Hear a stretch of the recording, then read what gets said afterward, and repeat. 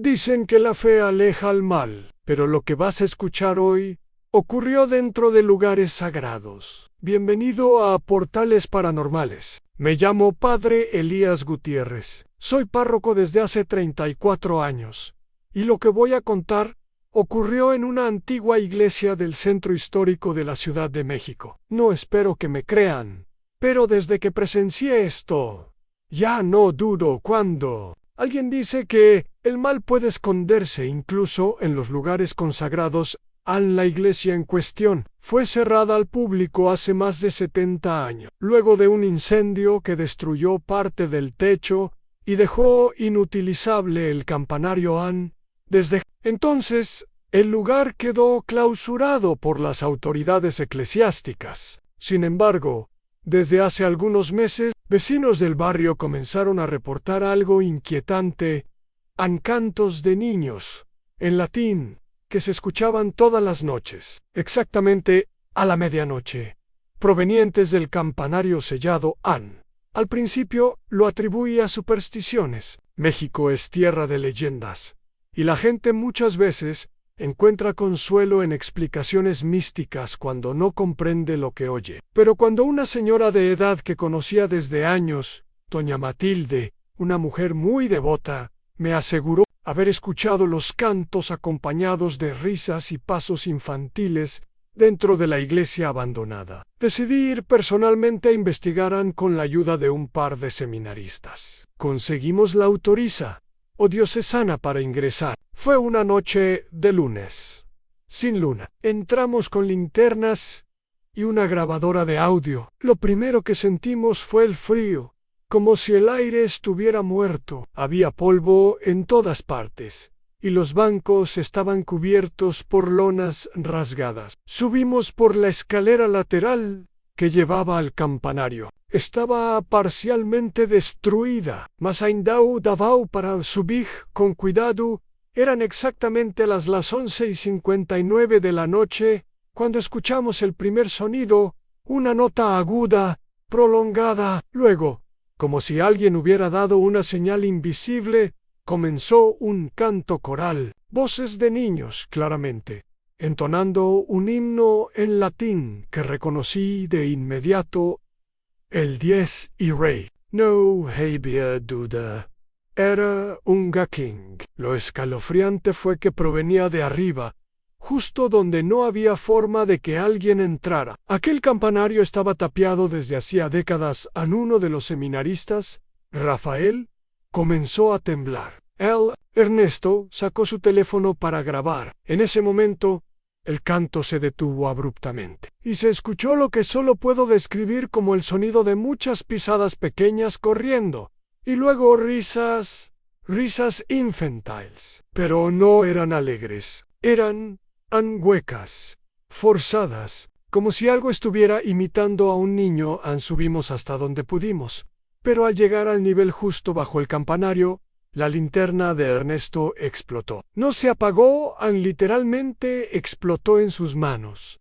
Nos vimos obligados a retroceder. Al día siguiente revisamos el audio grabado. Allí estaban las voces, claras, incluso más claras que cuando las escuchamos en vivo. Y lo peor, al final de la grabación, justo antes del silencio, una voz susurró en perfecto español: «Ya vienen por ti, padre». Investigué los archivos históricos de la iglesia. Lo que descubrí me heló la sangre. En 1948, poco antes del incendio, había un pequeño coro de niños huérfanos que vivía bajo la tutela de un sacerdote llamado Padre Nicodemo. No hay registros claros de lo que ocurrió, pero algunos informes mencionan una tragedia no especificada que llevó al cierre inmediato del templo y al traslado forzoso del sacerdote. Nunca se volvió a saber de los niños desde aquella noche. El coro sigue cantando, siempre a medianoche. Algunos vecinos se han mudado, incapaces de soportar los cantos. Otros se limitan a rezar. La diócesis me pidió guardar silencio, pero no puedo. Si alguien más escucha esas voces, que sepa que no son del cielo. Lo que sea que habita ese campanario no canta para Dios, An canta para atraer, An para llamar, para recordar que aún está ahí, esperando An.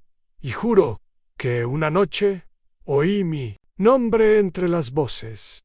Padre Elías An con voz de niño, y desde entonces nunca he dormido en paz. Me llamo Padre Ignacio. Llevo más de 30 años sirviendo como sacerdote en una parroquia antigua del estado de Guanajuato, México. Lo que voy a contar ocurrió hace unos años, y hasta el día de hoy me resulta imposible explicarlo sin que se me erice la piel. Nuestra parroquia fue fundada en el siglo XVIII, con muros de piedra gruesa y un altar barroco que ha resistido guerras, saqueos y el paso del tiempo. Pero nada nos preparó para lo que empezó a suceder una madrugada de marzo. Todo comenzó cuando uno de los sacristanes, Diego, me confesó que había visto algo extraño mientras limpiaba los bancos de la nave central al amanecer. Tío, visto una figura oscura, como la sombra de una persona, arrodillada frente al altar. Pensé que tal vez estaba cansado, o su mente le jugaba una mala pasada, pero Diego insistió en que no era su imaginación. La figura no se movía, no emitía sonido alguno, y lo peor, no proyectaba sombra propia. Decidí entonces quedarme esa noche en la parroquia. Me oculté en el confesionario, con la puerta entornada, esperando comprobar si todo era producto del cansancio o algo más. A las 3:15 de la madrugada, lo vi con mis propios ojos, una figura negra, completamente opaca, apareció de la nada, justo en el pasillo central. Se deslizó sin hacer el menor ruido hasta el altar y se arrodilló. No podía distinguirle rostro, ni ropa, ni siquiera una forma humana definida. Era como una masa de oscuridad que vibraba levemente, como si estuviera respirando. Permaneció ahí, inmóvil, como rezando en silencio. Intenté salir, enfrentarla, rezar, pero mi cuerpo no respondía. Me invadió un frío seco, helado, que no venía del clima. Era como si esa cosa absorbiera el calor del aire, como si la vida misma se detuviera a su alrededor. Estuve paralizado hasta que, justo a las 4, la figura simplemente se desvaneció. No se fue caminando, no desapareció como humo. Se esfumó como si nunca hubiera estado ahí. A la mañana siguiente, revisé las cámaras de seguridad. Instalamos 2, hace algunos años, por motivos de seguridad, aunque rara vez revisábamos las grabaciones. En la cinta se veía claramente el momento en que algo se materializaba frente al altar, pero no era exactamente una figura humana. Parecía una sombra que se movía al revés, mientras todo en la imagen era estático. Esa cosa temblaba, como si fuera una interferencia, un error de la imagen. No tenía forma concreta, pero sin duda estaba ahí. Llamé al obispado. Me pidieron prudencia y oración, y que no dijera nada a los fieles. No querían alarmar a la comunidad, pero yo no podía quedarme de brazos cruzados. Hablé con un exorcista retirado que vivía en León, el padre Román. Él accedió a venir una noche conmigo. Nos escondimos en la sacristía, desde donde podíamos ver el altar. A las 3:15, puntualmente, la sombra volvió. Román comenzó a rezar en voz baja en latín. Pero algo ocurrió que no olvidaré jamás. La sombra giró la cabeza, o lo que parecía ser su cabeza, hacia nosotros. Era como si supiera que la estábamos observando. Román se detuvo. Lugargi continuó rezando, sacó un crucifijo y lo alzó en dirección al altar. La figura pareció temblar con más fuerza, y luego, sin previo aviso, se deshizo en una especie de torbellino negro que se elevó hacia el techo y desapareció. En esa madrugada no dormimos. Román me dijo que lo que habíamos presenciado no era un espíritu cualquiera. Lo describió como una presencia residual, algo que repite eternamente, un acto ligado a una gran carga emocional o espiritual, pero en mi interior siempre he sentido que era algo más. Aquella sombra no rezaba, no pedía perdón. Parecía estar esperando algo o a alguien antes de entonces, el fenómeno ha continuado. No cada noche, pero sí varias veces al mes. Siempre a la misma hora. Siempre arrodillada. Siempre sola. Nunca más volví a quedarme dentro de la parroquia después de la medianoche Han. Y aunque nunca se lo dije a nadie de la comunidad, he notado que varios fieles evitan sentarse en los primeros bancos. Algunos dicen sentir escalofríos sin motivo. ¡Auch! Aseguran haber visto, de reojo, algo moviéndose junto al altar. Yo solo sé que esa sombra sigue regresando y que cada vez parece quedarse un poco más. Mi lamo sor Carmen, soy maña de clausura desde hace 22 años y lo que voy a contar ocurrió en un convento ubicado en las afueras de Toledo, España. Nunca he sentido miedo dentro de estas paredes, hasta aquella noche en que recibimos a una mujer que legó afirmando haber sido marcada por el mismísimo diablo. Era un jueves, pasadas las 9 de la noche. Tocaron el portón principal con insistencia. No era común que alguien viniera a esas horas, y mucho menos que se quedara golpeando por varios minutos. Fui yo quien, junto con la hermana Aurora, decidió abrir. Frente a nosotros estaba una mujer joven, demacrada, con la ropa sucia y los ojos completamente rojos, como si no hubiera dormido en días. Por favor. Necesito entrar, me están siguiendo, dijo con una voz que parecía no ser solo suya. No hicimos muchas preguntas. Ludimos abrigo, comida caliente y la lavamos una habitación vacía en el ala más elevada. Pensamos que se trataba de una víctima de violencia, o quizá de una joven con desequilibrios mentales. Pero esa misma noche entendemos que había algo más oscuro detrás de la medianoche. Los cánticos del rizo se interrumpieron por un grito desgarrador. Corremos hacia la habitación donde estaba la recién legada. La encontramos de rodillas, arenando o piso de pedra, con as maus sangrando y murmurando palabras idioma que no reconocías. Ella se viru lentamente para nos y susurru, el está aquí, insistimos para que aceitas ayuda espiritual.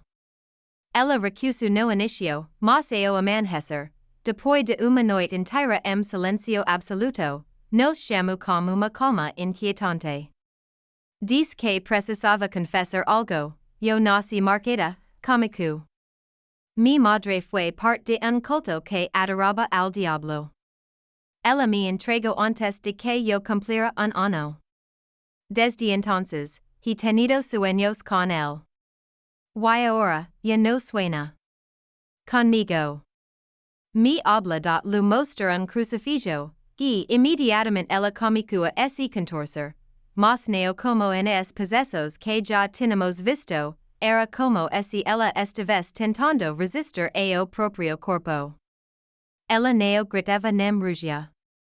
Ella apenas tremia. Carava y susurrava, no quiero que me leve, por favor, hermana, no quiero que me leve. Pedí autorización a Madre Superiora para chamar o Padre Andrés, que ya había participado de exorcismos antes. Cuando ele chegou, realizó uma benção simples antes de fazer qualquer oração mais intensa. Ao colocar água benta sobre a testa dela, vimos claramente a pele queimar, como se fosse sido, mas o mais adorador acontecia quando ele perguntou, quem eres tu? Ela abriu a boca, e algo falou de dentro dela, eu não sou ela. Esta carne pertenece desde que fue consagrada al infierno. Nadie puede sacarme da o Padre comicu as oracos do ritual, e a mulher entru trance. O cordo ficu como cairo. Nauseant, como en sofer e carne Padre. As paredes pareciam tremer. As freiras cumcaram a rezar nos corredores. E eu mesma senti vontade de fugir. Mas permaneci ali, depois de 3 horas, ela desmaiou. O padre dis que havia sido apenas uma manifestação, e que precisaríamos de uma permissão oficial para realizar exorcismo completo. Mas no dia seguinte, quando fomos ao quarto, ela já não estava, ela havia desaparecido completamente. Nenhuma porta havia sido aberta, nenhuma janela quebrada. Apenas esse crucifixo, que deixamos ao lado de cama, estava no chão. Dobrado ao meio como esse fos feito de cera, hoje, não sabíamos quem era aquela mulher. Nunca encontramos esse nome nenhum registro. E, todas as noites, quando rezo antes de dormir, lembro do que ela diz, el no viene. Ella está aquí. Me llamo Padre Ernesto. Llevo más de 30 años sirviendo a la iglesia, y lo que voy a contar sucedió en un pueblo olvidado del norte de Castilla, en una capilla que en su tiempo fue el corazón espiritual de toda la región. Aquella confesión fue la última que escuché allí, y nunca he podido olvidarla. A la capilla de San Miguel estaba cerrada desde hacía más de 2 décadas. El tejado medio derrumbado, los vitrales rotos y la humedad impregnaban las paredes como una lepra invisible. Pero ese año la diócesis me envió para evaluar si era posible rehabilitarla. La idea era reabrirla para el culto, porque varias familias habían regresado al pueblo y no había parroquia cercana. Llegué una tarde de octubre, con el cielo encapotado y una brisa que olía a tierra mojada y a madera podrida. Me en una casa parroquial que también llevaba años vacía. No tenía electricidad, pero me las arreglé con velas y un hornillo de gas.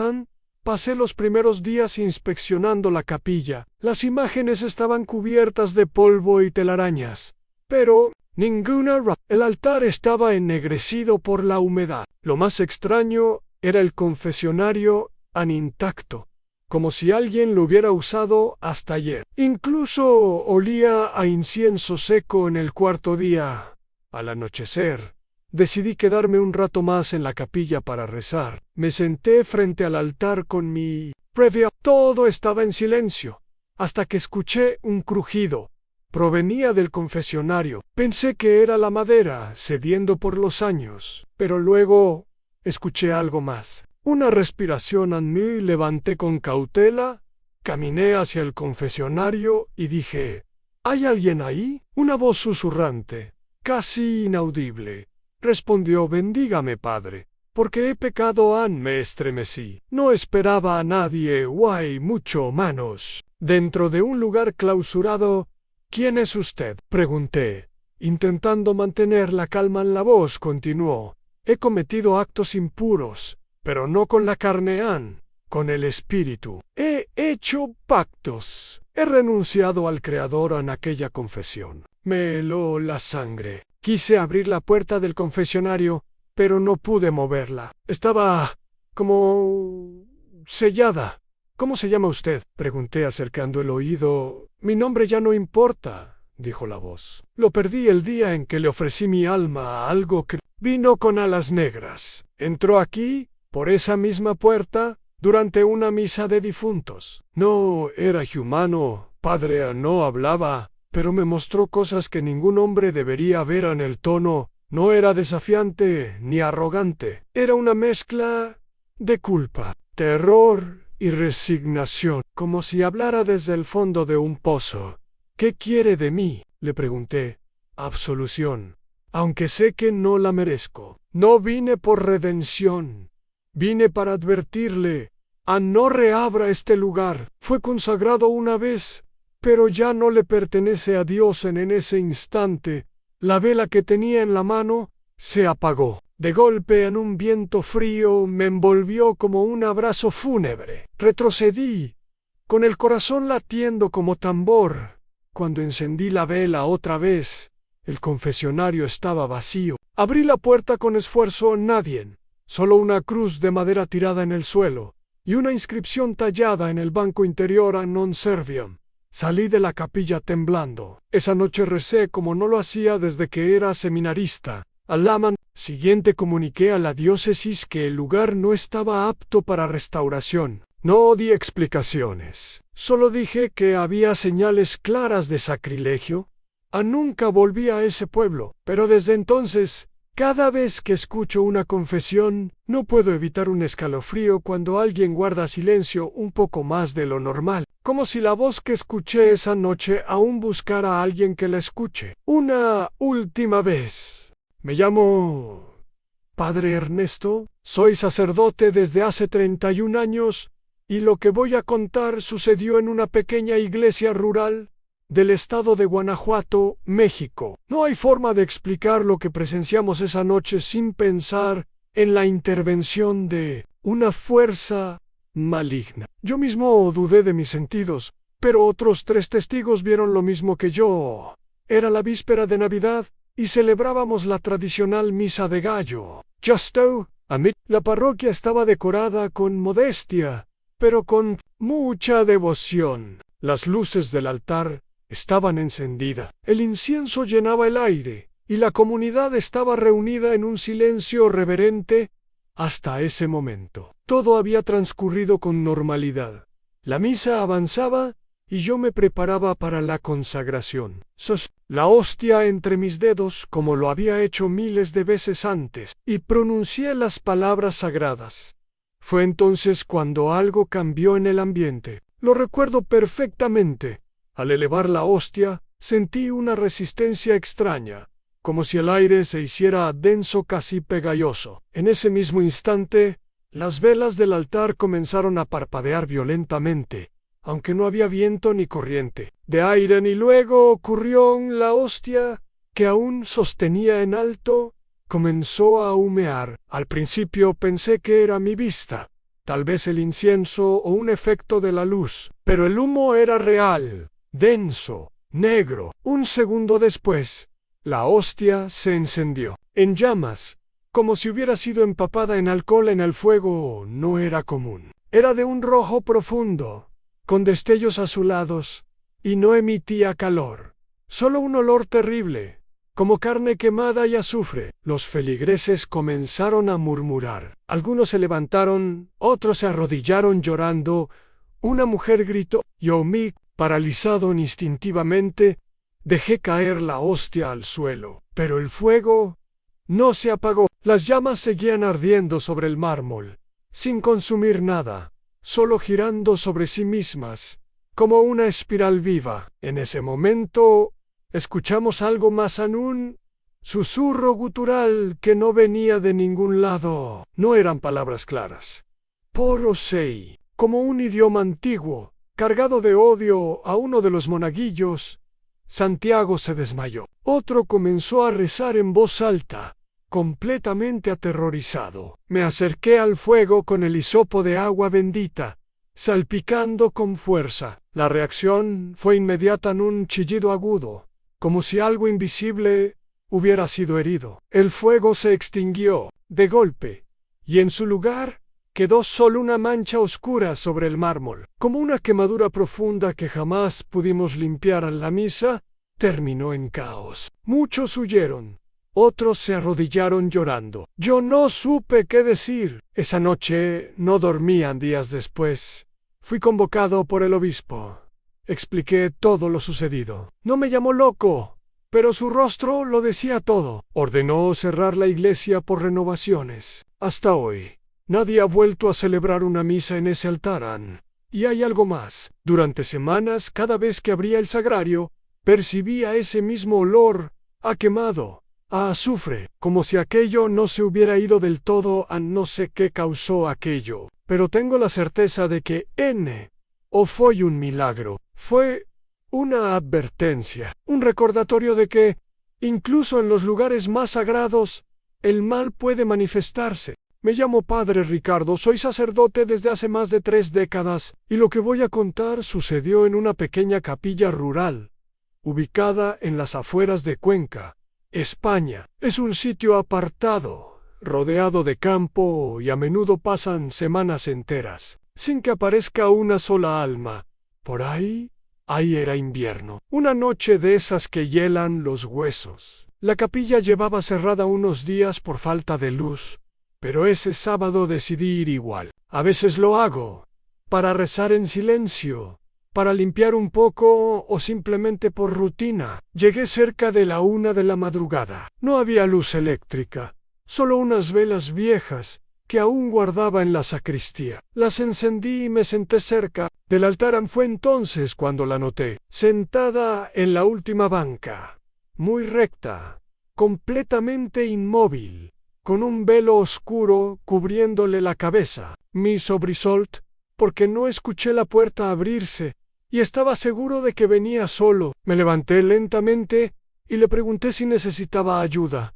Si estaba bien, él no respondió, solo giró un poco el rostro. Pude ver su perfil a contraluz, piel arrugada, labios delgados, ojos profundamente negros, pero lo más extraño fue que me observaba sin emitir ni un solo sonido.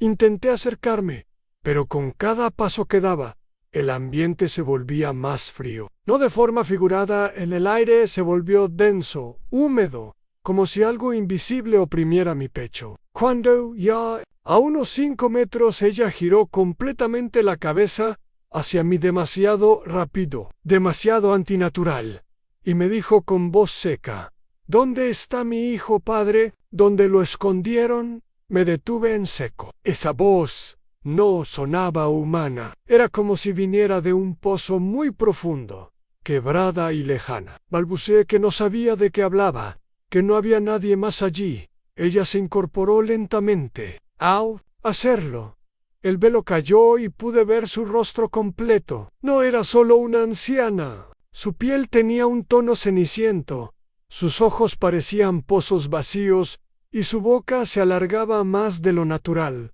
como si la piel hubiese sido forzada a estirarse. Caminó hacia mí arrastrando los pies en recé. Lo único que me salió fue el Padre Nuestro, pero mientras lo hacía, ella comenzó a imitarme. No con la voz, sino moviendo la boca de manera descompasada, grotesca, como si estuviera burlándose de cada palabra. Me paralicé del miedo. Cuando estuvo a 1 metro, me miró directo a los ojos y susurró: Él fue enterrado bajo este altar. Yo lo vi, ustedes lo hicieron, y en ese instante, las velas se apagaron solas. Todo quedó en silencio y oscuridad. Cerré los ojos con fuerza. No sé cuántos segundos pasaron, pero cuando volví a abrirlos, ya no estaba. Revisé toda la capilla, incluso la parte trasera, la sacristía, el jardín nadan. No había rastro de ella, pero la historia no termina ahí. A una semana después, decidimos reparar el suelo del altar mayor. El mármol estaba hueco y cediendo por la humedad. Al levantarlo, encontramos un féretro antiguo, muy deteriorado, sellado con clavos de hierro. No tenía placa ni nombre. Dentro, los restos de un niño. El ataúd tenía al menos medio siglo. Nunca encontramos registros del entierro. Ningún permiso, ninguna nota en los libros parroquiales. Solo un niño enterrado en secreto bajo el altar. Tal como aquella mujer dijo desde ese día. Nunca volví a ver a la anciana. Pero cada madrugada de sábado, a la misma hora, alguien deja una rosa marchita en la última banca de la capilla, y la puerta, aunque esté cerrada por dentro, siempre aparece abierta al amanecer. Me llamo Padre Andrés, soy sacerdote y exorcista desde hace más de 20 años, y lo que voy a contar ocurrió en Monterrey, México, hace aproximadamente 5 años. Desde entonces, esa experiencia ha sido un punto de inflexión en mi vida y en mi fe. Aunque nunca encontré una explicación racional para lo que presencié, todo comenzó cuando recibimos la llamada de una familia desesperada, que creía que su hijo de 16 años estaba poseído por una entidad demoníaca. El muchacho, llamado José, había cambiado radicalmente en pocas semanas. Se aislaba, hablaba en idiomas desconocidos, mostraba fuerza descomunal y tenía ataques violentos que asustaban incluso a los médicos que lo atendían.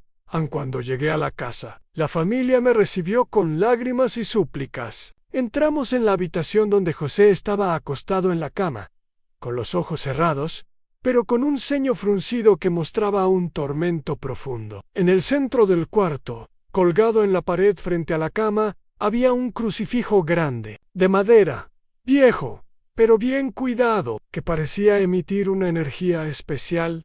Comencé el rito del exorcismo siguiendo el ritual romano, con oraciones y salmos, bendiciones y aspersiones de agua bendita. José se estremecía, gruñía, y de vez en cuando abría los ojos para lanzar miradas que congelaban la sangre. El ambiente se tornaba cada vez más pesado, y el olor a azufre era palpable. De repente, sin que nadie tocara nada, el crucifijo comenzó.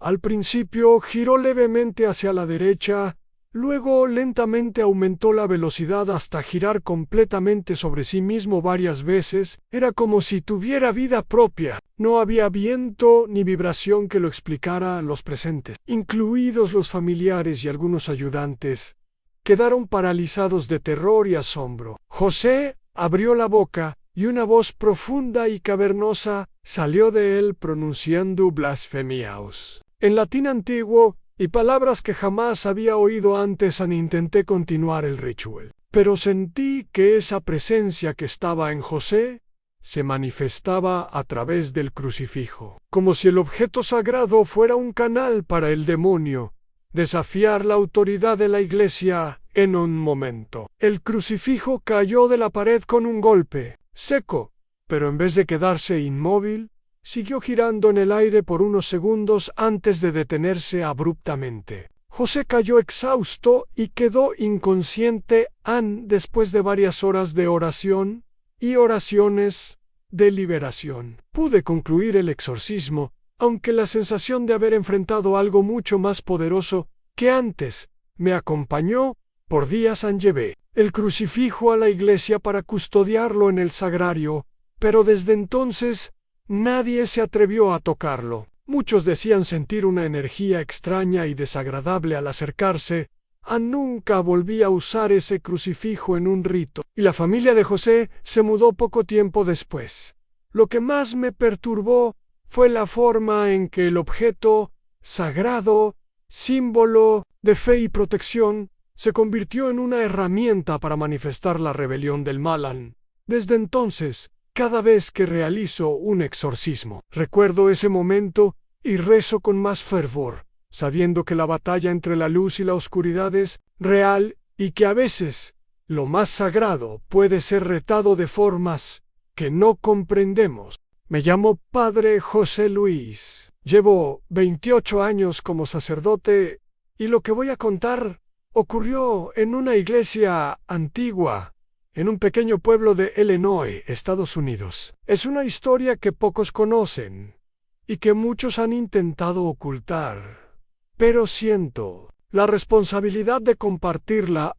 La iglesia en cuestión es un edificio de piedra, construido a finales del siglo XIX, con vitrales coloridos y un ambiente solemne que siempre ha inspirado respeto. Entre sus reliquias más preciadas estaba una Biblia muy antigua, un ejemplar encuadernado en cuero desgastado y con letras doradas en el lomo. Desde que llegué a la parroquia, noté que esa Biblia no era como las otras. Tenía una especie de aura, una presencia palpable. Nadie quería tocarla sin permiso, y había rumores entre los feligreses sobre sucesos extraños relacionados con ella. Una noche, decidí abrirla durante la adoración nocturna, buscando meditar en sus pasajes.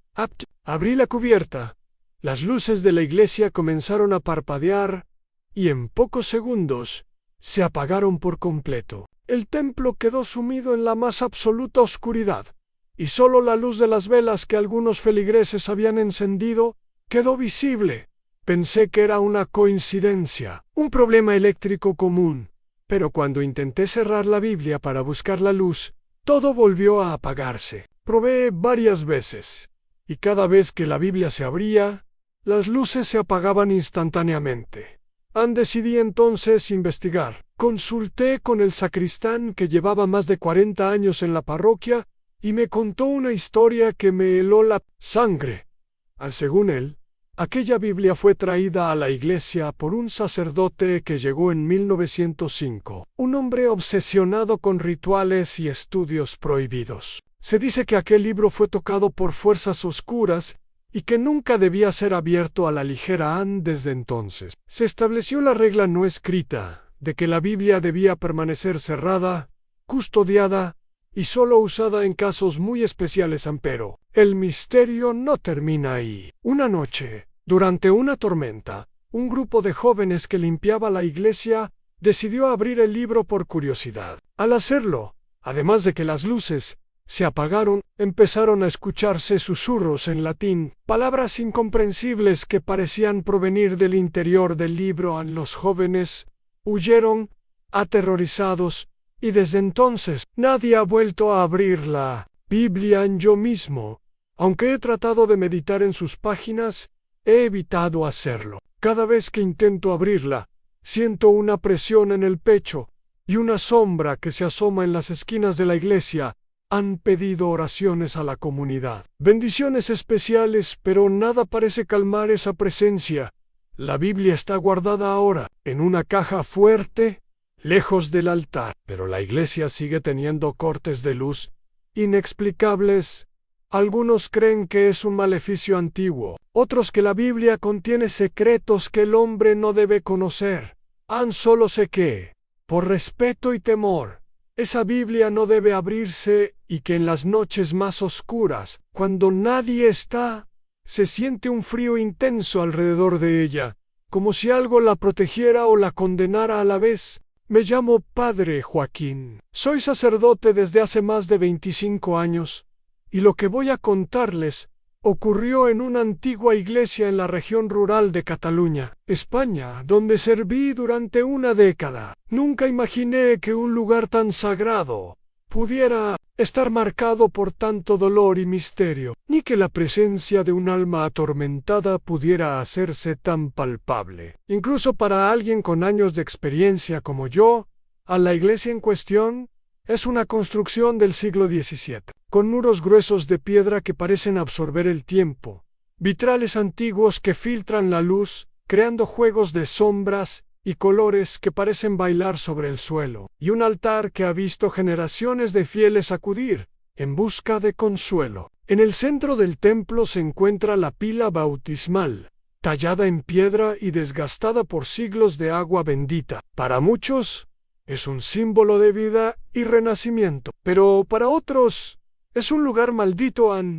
Hace 15 años, durante un bautizo que debía ser motivo de alegría, sucedió una tragedia que marcó a toda la comunidad. Un bebé, recién nacido, comenzó a convulsionar poco después de recibir el agua bendita. Los padres, en estado de shock, pidieron ayuda desesperada, pero los médicos no pudieron salvarlo. La causa oficial fue una complicación médica inesperada, pero los rumores comenzaron a circular.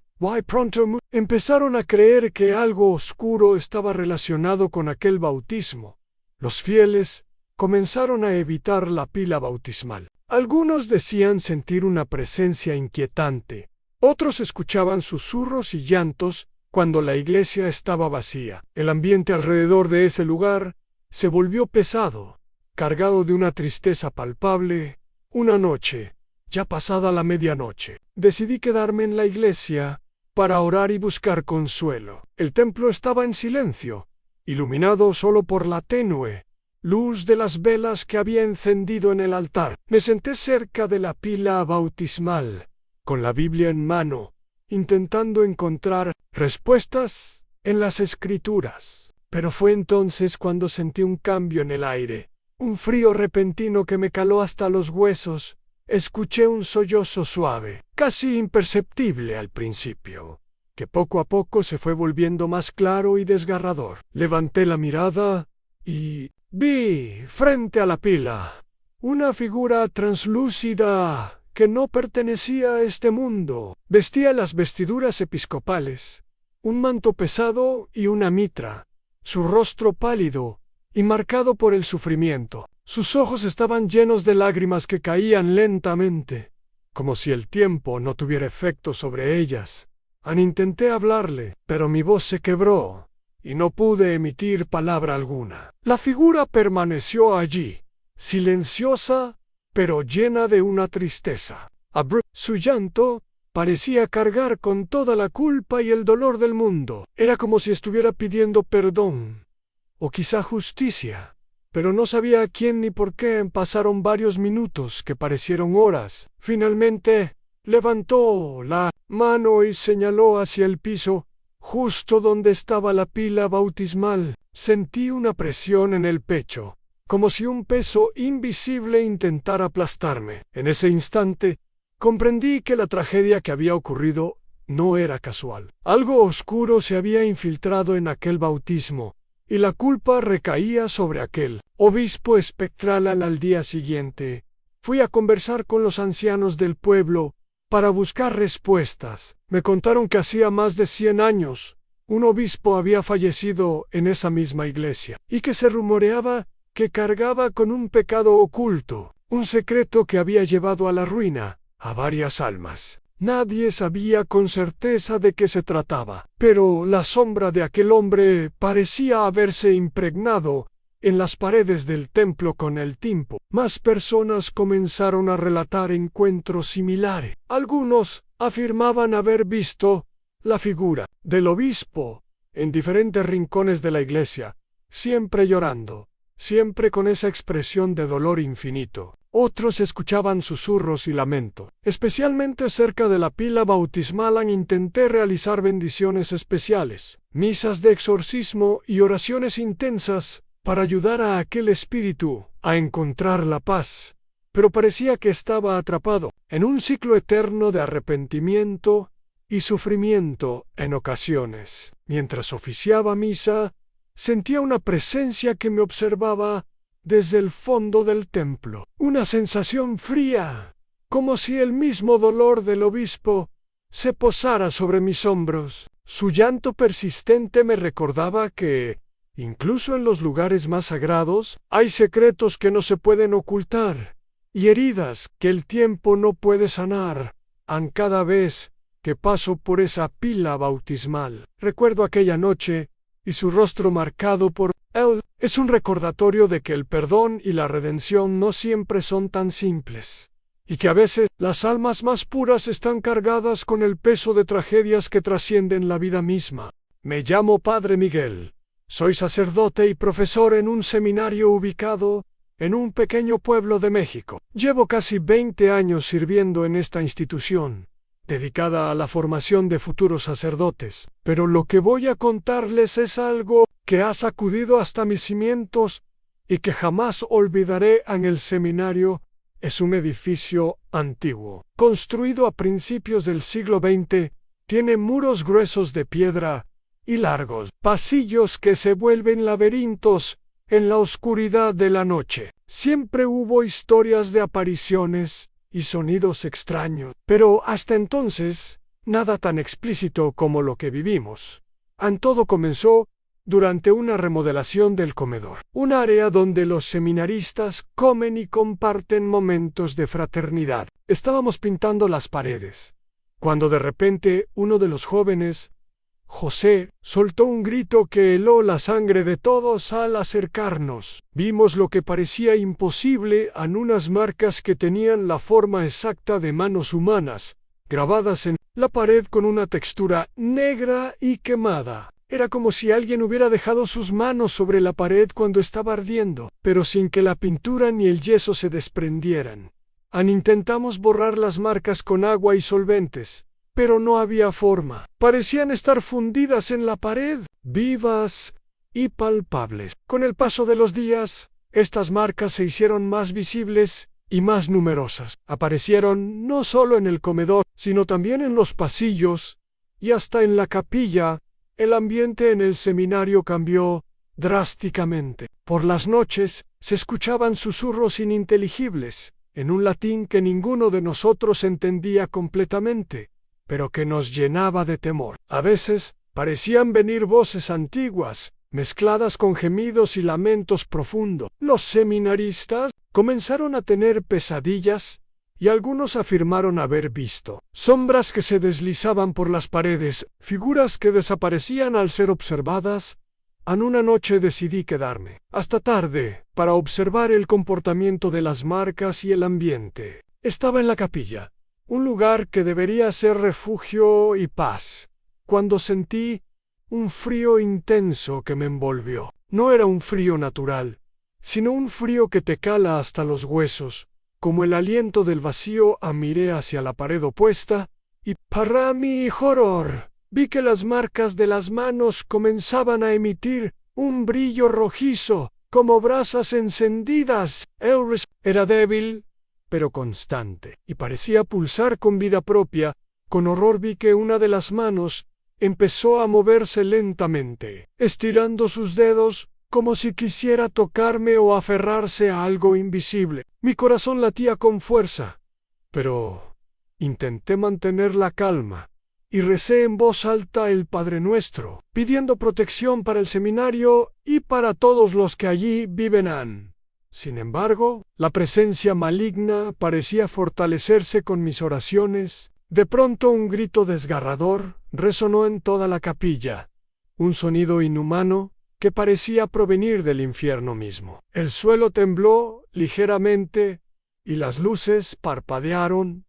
Salí corriendo del lugar, con la sensación de que algo oscuro me perseguía. Los seminaristas me contaron que esa noche también habían visto las marcas brillar y escuchado susurros demoníacos. Alarmados, decidimos buscar ayuda espiritual externa. Llamamos a un exorcista reconocido, que llegó acompañado de varios ministros de la diócesis. Durante varios días realizaron rituales y oraciones intensas para purificar el seminario durante el exorcismo. Las manos en las paredes comenzaron a sangrar profusamente como si la piedra misma estuviera herida. El aire se llenó de un olor putrefacto y se escucharon lamentos y voces en latín y otras lenguas antiguas. Algunos seminaristas se desmayaron, otros huyeron aterrorizados, incapaces de soportar la presión de aquel mal. Yo mismo sentí que mi fe era puesta a prueba como nunca antes.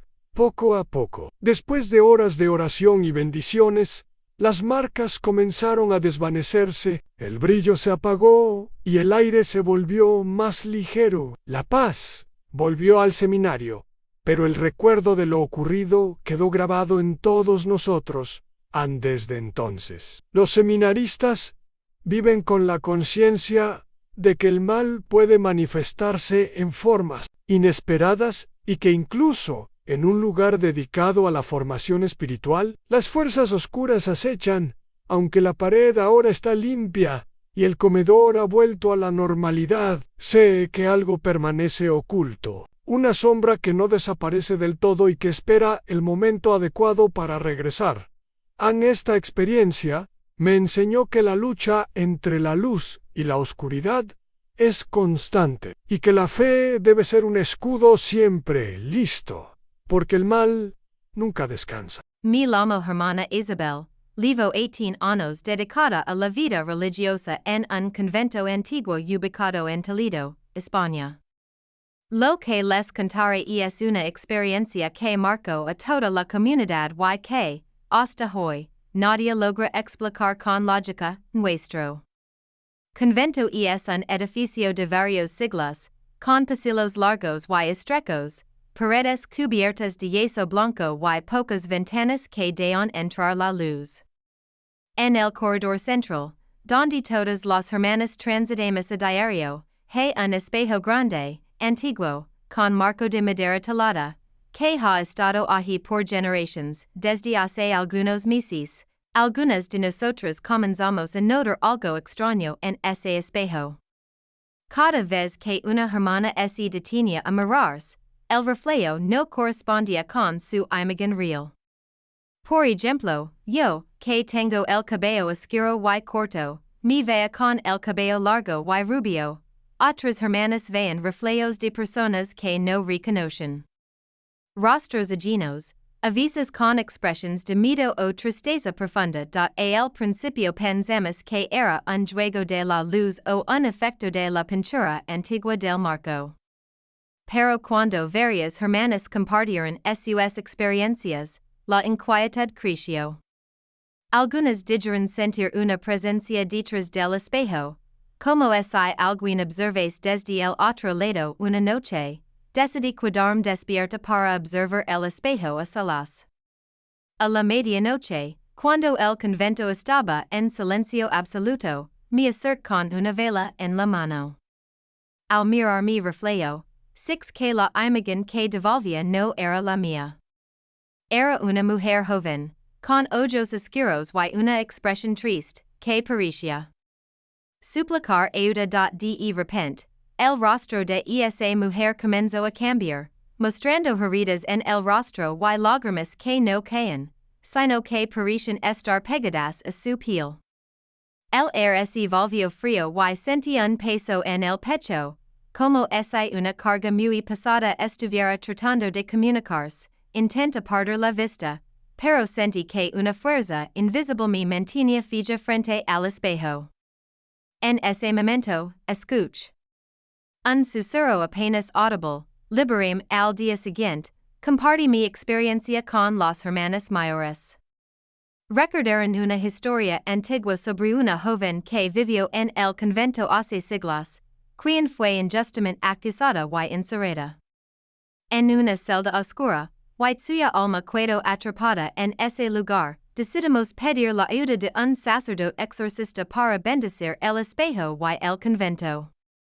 Durante el ritual, el espejo vibró ligeramente y, por un instante, reflejó imágenes de escenas antiguas, la joven caminando por los pasillos, llorando y gritando por ayuda. Desde entonces, el espejo no ha mostrado más reflejos extraños, pero la historia quedó grabada en nuestra memoria. Sabemos que algunos objetos pueden guardar secretos y presencias que el tiempo no borra. Este episodio nos recordó que la fe también es enfrentar lo desconocido, lo que desafía nuestra razón y nos invita a buscar la luz en medio de la oscuridad. Me llamo Padre Ricardo, soy sacerdote y exorcista en una parroquia pequeña en el sur de Estados Unidos. Llevo más de 15 años dedicado a la vida religiosa y durante este tiempo he visto y vivido situaciones que desafían toda explicación racional, pero ninguna me impactó tanto como lo que ocurrió con aquella cruz invertida que encontramos en el campanario de nuestra iglesia. La iglesia donde sirvo es un edificio antiguo, construido a finales del siglo XIX. Tiene una arquitectura tradicional, con un campanario alto que se eleva sobre el pueblo, visible desde casi cualquier punto. Por años, ese campanario había permanecido cerrado debido a daños estructurales. Pero finalmente, tras las reparaciones necesarias, algunos voluntarios y yo subimos para inspeccionarlo y limpiar el lugar. Fue entonces cuando encontramos la cruz. Estaba oculta detrás de una viga de madera, cubierta de polvo, telarañas y suciedad acumulada por décadas. La cruz era peculiar. Estaba colocada invertida, con la punta hacia arriba, tallada en madera oscura y con símbolos extraños grabados a mano que no reconocí en ese momento. Era evidente que no era una decoración común, y el hecho de que alguien la hubiera escondido en ese lugar solo aumentó mis sospechas. La noticia corrió rápido por la comunidad y causó inquietud. Muchos feligreses temían que esa cruz invertida fuera un signo de prácticas ocultas o incluso un símbolo. Tras consultar con el obispo, se decidió que la cruz debía ser retirada del campanario y enterrada en tierra consagrada del cementerio parroquial para evitar cualquier influencia maléfica. El día que realizamos el rito de enterramiento, reuní a varios sacerdotes, seminaristas y feligreses fieles que estaban dispuestos a apoyar. Nos dirigimos al cementerio. en una noche sin luna, y cavamos una tumba poco profunda en la tierra bendecida, un lugar reservado para objetos o restos que debían ser apartados del mundo, aun cuando por fin sacamos la cruz del campanario y la llevamos al cementerio. Un silencio inquietante se apoderó del grupo. La cruz parecía absorber la poca luz que quedaba, y su madera oscura reflejaba una sombra que no parecía humana al intentar colocar la cruz en la tumba. Sentí un escalofrío que me recorrió la columna vertebral. En cuanto la toqué, una corriente fría y penetrante me atravesó, como si la cruz estuviera viva, reaccionando contra mí. Otros presentes también manifestaron síntomas similares. Uno de los seminaristas cayó al suelo con un ataque de convulsiones, mientras otros comenzaron a sentir náuseas, vértigo y sudor frío. Intentamos continuar con la ceremonia, recitando oraciones de exorcismo y bendiciones. Pero entonces, un sonido extraño comenzó a salir de la cruz, un crujido agudo que rápidamente se transformó en un grito desgarrador y espeluznante. Como un alarido de agonía y furia. Los presentes quedaron paralizados por el terror. ¡Halt! Gritaron. Otros comenzaron a llorar y a pedir ayuda, mientras el aire se volvía pesado y opresivo. La tierra alrededor de la tumba empezó a temblar levemente, como si algo intentara salir desde las profundidades. Una sombra oscura, informe y amenazante, apareció brevemente sobre la tumba, proyectando una sensación de peligro inminente. Sentí que esa presencia quería liberarse, o quizá vengarse, de quienes intentábamos sellar su paso. Con todas mis fuerzas, tomé la cruz en mis manos y comencé a recitar en voz alta las oraciones de liberación y protección. La cruz, y la energía oscura parecía intentar penetrar mi espíritu y mi cuerpo. Fue una batalla espiritual intensa y agotadora, pero con el apoyo de la comunidad y la fuerza de nuestra fe, logramos sellar la cruz bajo la tierra bendecida. Sentí que el mal había sido contenido, al menos por el momento antes de ese día, aunque la cruz permanece enterrada y nadie se atreve a tocarla. Algunos vecinos han reportado sucesos inquietantes cerca del cementerio durante las noches. Han escuchado susurros ininteligibles, pasos sin dueño y luces extrañas que se deslizan entre las lápidas. Esta experiencia me enseñó que los objetos, especialmente aquellos con simbolismos invertidos o profanos, pueden albergar energías oscuras muy poderosas. Nos recordó que la fe es un escudo indispensable para protegernos de esos males, pero también que hay fuerzas en el mundo que escapan a nuestra comprensión. He dedicado muchas horas a la oración y la meditación para fortalecerme y estar preparado para enfrentar nuevamente lo sobrenatural. En esta lucha constante entre la luz y la oscuridad, el mal nunca descansa y a veces puede manifestarse en las formas más inesperadas.